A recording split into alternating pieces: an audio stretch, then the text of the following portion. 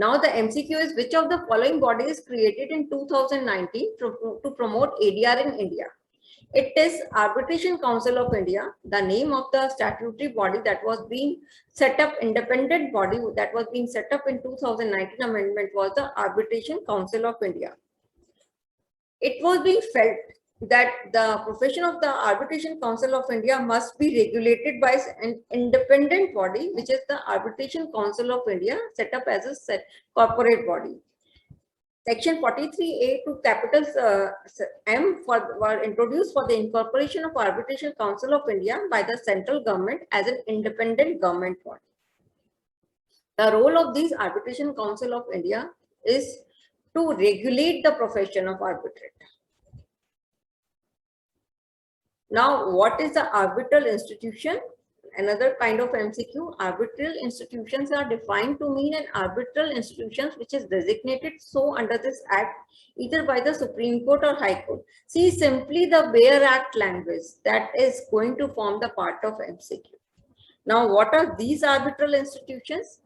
These arbitral institutions are the institutions which are designated either by the Supreme Court or High Court, and now the professionals will become the member of these arbitral institutions to be a part of arbitral panel if it is to be appointed through these institutions. So the big law firms and all, they have enrolled themselves for the purpose of arbitration in these arbitral institutions. They may be designated either by the Supreme Court or the High Court. Arbitral institutions are given the gradings by the Arbitration Council of India for the purpose of this act.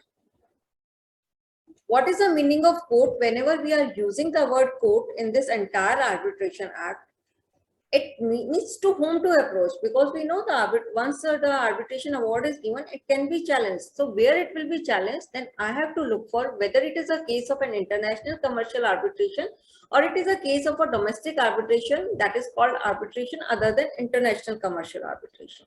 So in case of international commercial arbitration, we say that we will start from the High Court. If there is anything to be complained of, any appeal is to be made, we will start from the High Court, which in its original civil jurisdiction can entertain the subject matter of the arbitration in the suit itself. And in other cases, it will have the High Court, which is having jurisdiction to hear appeal from the decrees of subordinate court. That is called High Court in appeal. So one is a High Court that may consist of single bench or the double bench, or even sometimes three bench. And then they can also file a second appeal. First of all, if there is an arbitration award being given, case of international commercial arbitration, it could be challenged in the High Court, which is having the ordinary original civil jurisdiction over it. And further, the second appeal can be filed to the High Court in appeal. So if the first appeal was in High Court of the single judge, the second appeal can be filed in the High Court of the division bench. In the similar way to the higher bench in this case, in case of international commercial arbitration. But in case of domestic arbitration, the first challenge to the arbitral award will go to the principal civil court of the original jurisdiction in a district. Means it will start from the district court. Why I am not saying straightforward district court? Because I have to know about what is the language being used in the Bare Act for this. It includes the High Court. Then from the decision of the district court, if the parties are not satisfied, they can challenge it. They can file an appeal. Where they will file an appeal? They will file an appeal in High Court, who in exercise of its original civil jurisdiction can entertain the subject matter of the suit in its original jurisdiction. That is High Court of a single bench or a division bench. But it will never include any civil court of a grade inferior to the principal civil court, that is inferior to the district court. It will not include the court of munsifs. It will not include the court of small causes. So which of the following, MCQ may come in the form, which of the following is court in case of international commercial arbitration? You all know it is the High Court, which is the court in case of international commercial arbitration.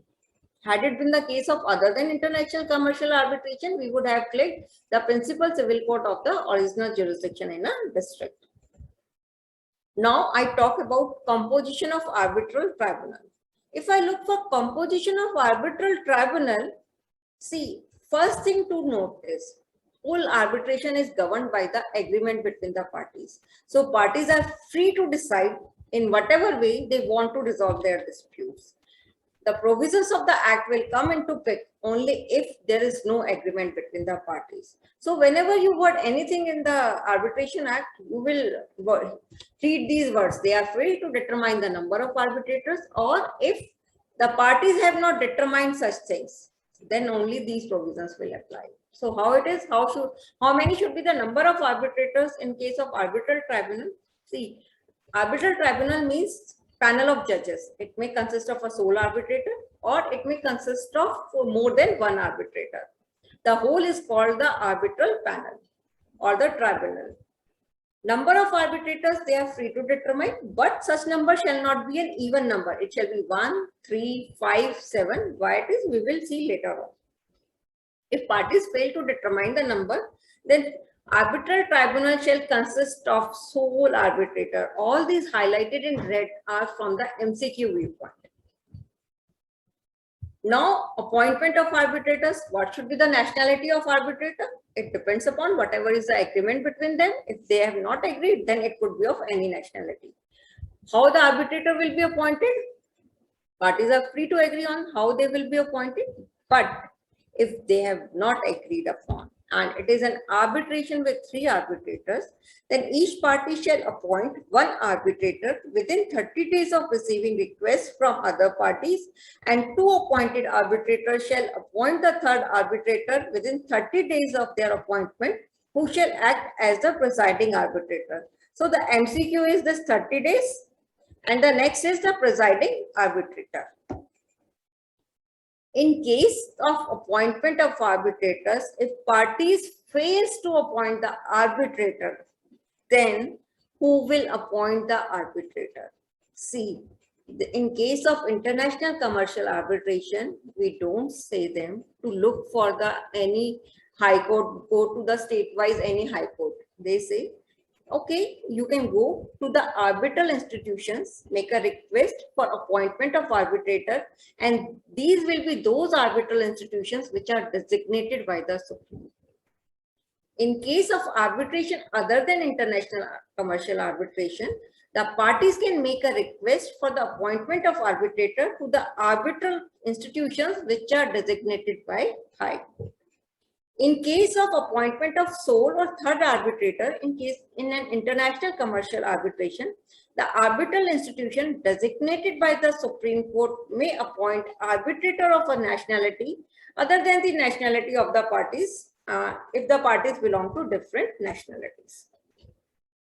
An application for appointment of arbitrator shall be disposed of by the Supreme Court or the High Court or the institutions designated by such court expeditiously as possible, but shall be within a period of 60 days. When such appointment requests come, it shall be disposed of within 60 days from the date of service of notice on the opposite party. If parties fail to agree, see, whenever you will look for the appointment, you will always give, whether it be a defect in the procedure for the appointment, whenever they fail to follow any particular requirement of the procedure for the appointment, or fails to follow the procedure that is being described in the act of making the request and appointing the arbitrator within 30 days, you will always choose that upon request of a party, appointment shall be made by the Supreme Court in case of international commercial arbitration, or the arbitral institution designated by the Supreme Court, by the High Court in case of domestic arbitration, or the arbitral institution which is designated by the High Court. If the parties fail to agree on the procedure for how the appointment will be made, and one party failed to appoint the sole arbitrator within 30 days of receiving the request from the other party, or fails to appoint the presiding arbitrator, then the same thing, appointment will be made by the Supreme Court or the High Court. Now, if agreement is being there regarding the procedure for appointment, but one of the party fails to act according to the procedure agreed upon, or the parties or the 2 appointed arbitrators fail to reach an agreement which is expected from them under that procedure, or a person including an institution fails to perform the function which is entrusted to him under the procedure. Means they have said that the party should make a request to this particular arbitral institution for appointment of arbitrator, and the arbitral institution doesn't appoint it. Then upon request of a party, the appointment will be made by Supreme Court in case of international commercial arbitration and by High Court in case of domestic arbitration. Power to refer parties to arbitration where there is an arbitration agreement. So now my next question to you is it necessary for the court to look on its own whether there is an arbitration agreement in existence whenever it first time consider the suit filed before it? No. If a matter is referred to a court and the arbitration agreement is in existence, then the other party must raise the objection in the first statement of defense. See, they are saying in the first statement, you have to raise this objection that this particular matter is to be resolved through arbitration, and see, we have this particular arbitration agreement. Then the court will refer the matter to arbitration. Now, there are some interim measures. We all know that, like the interim injunctions, they are the interim measures which are sought by the parties from the tribunal or the court. So, till the time the final decision is being given. So, who may apply to the arbitral tribunal? Once the arbitral tribunal is constituted, any party may apply to the arbitral tribunal during the arbitral proceedings, or there was a provision that they were able to make it even after the arbitral award, but before its enforcement. Now it cannot be done so. They are saying that only during the arbitral proceedings, if any interim relief is required by any party, it can approach arbitral tribunal. What could be the interim measures that are given in the section 17? That if there is a minor or a person of unsound mind, a guardian should be appointed, or some instructions are required for preservation or custody or sale of the goods, or securing the amount in dispute in the arbitration, or detention, preservation, or inspection of the subject matter of the dispute, or authorizing any person to enter into the land or building which is in possession of the other party, or take some samples for the purpose of some observations to be made or experiments to be carried, or interim injunctions or appointment of a receiver, or any other protection that may appear to the tribunal to be just and convenient. The same measures could be approached by the court. For the same measures, party can approach to the court under section 9. And now they have a wider scope to approach to the court, because to the tribunal they can approach only during arbitral proceedings, but court they can approach before or during before even the arbitral tribunal is set up, or during the arbitral proceedings, or at any time after the making of the arbitral award, but before it is enforced in accordance with section 36. The measures are same, but it is being stated in the act that once the arbitral tribunal has been constituted, the court shall not entertain an application for interim measures unless court finds that there are the circumstances under which the remedy may not be provided to the parties by the tribunal under section 17, they will not be effective. Only then the court will interfere, otherwise court will not interfere.